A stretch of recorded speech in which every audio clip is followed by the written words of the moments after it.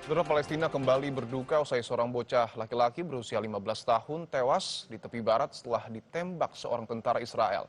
Menurut pejabat kesehatan Palestina pada Jumat waktu setempat.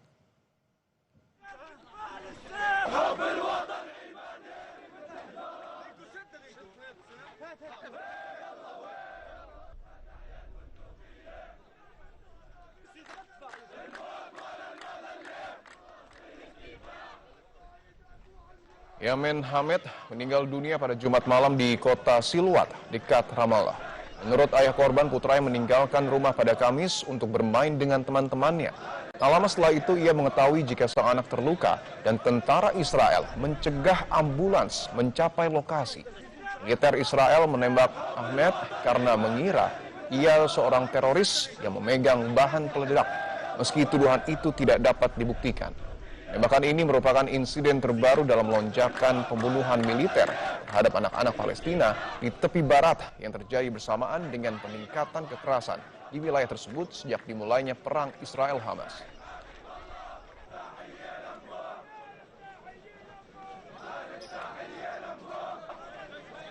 شاب صغير عمره 15 سنة من يامن طالع مثل أي شاب يعني في هالبلد بيطلعوا بيسهروا وبنبسطوا وبروحوا على 10 ونص نتفاجأ في صوت إطلاق نار وإسعاف ومش عارف إيش فقالوا في إصابة خطيرة بعدين شوي شوي عرفنا إنه يامن مصاب والجيش منع الإسعاف إنه يوصل إليه. هذا طفل أعدم كما أعدم أطفالنا ونسائنا وشيوخنا بدم بارد لأن من أمن العقاب أساء الأدب، يعني وجب على العالم المتفرج أن يقف وقفة.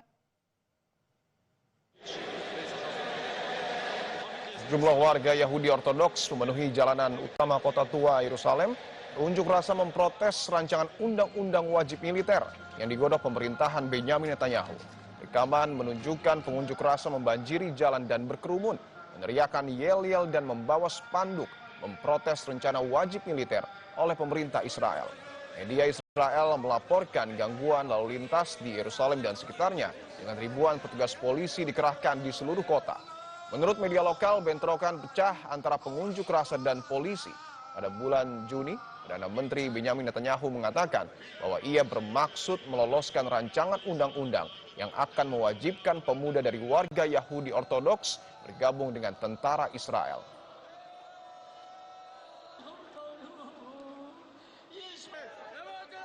Baik.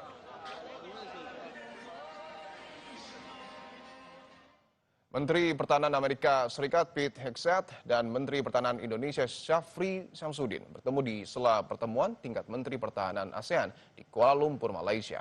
Dalam pertemuan itu, Menhan Amerika Serikat memuji peran Indonesia dalam mendukung perdamaian di Gaza, Palestina.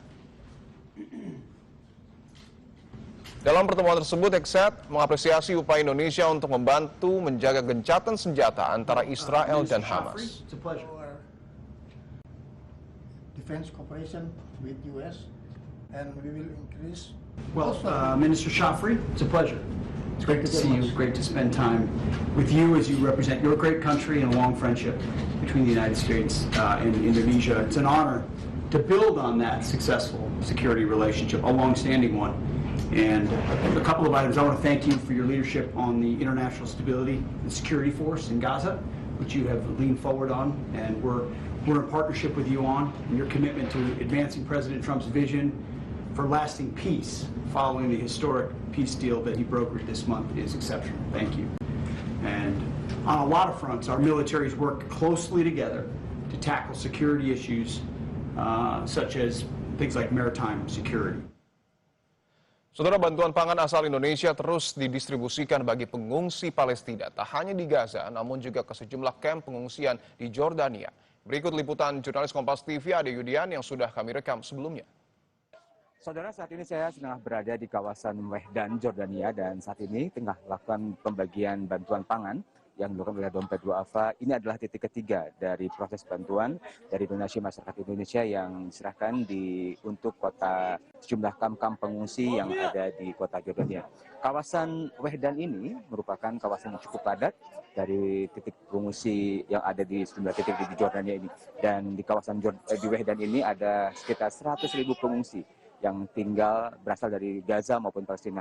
Wehdan ini merupakan salah satu camp pengungsi yang cukup padat dibandingkan dengan camp-camp yang lainnya. Ini adalah titik ketiga distribusi ke kamp pengungsi dan sama seperti titik pengungsian pembagian distribusi sebelumnya. Dan sebagian besar warga penerima bantuan pangan ini adalah mereka para ibu-ibu dan anak-anak. Dan dari sejumlah warga yang kami temui menyatakan bantuan seperti ini bisa memenuhi kebutuhan mereka selama 1 minggu. Memang sejauh ini adalah bagian dari total bantuan sekitar 100 ton dari masyarakat Indonesia yang didistribusikan tidak hanya bagi pengungsi yang ada di kawasan kamp pengungsian di Jordania, namun sebelumnya telah juga dikirimkan 5 truk bantuan seberat 96 ton yang dikirimkan untuk warga Gaza di Palestina melalui King Border Hussein. Dan total pengungsi yang ada di kota Jordania ini bisa mencapai 2,3 juta orang, dan memang Jordania secara historikal sejak awal membuka secara terbuka, memberi ruang bagi para pengungsi dari Palestina untuk tinggal di kota Jordania ini. Adi Yudian, Kompas TV, Wehdan, Jordania.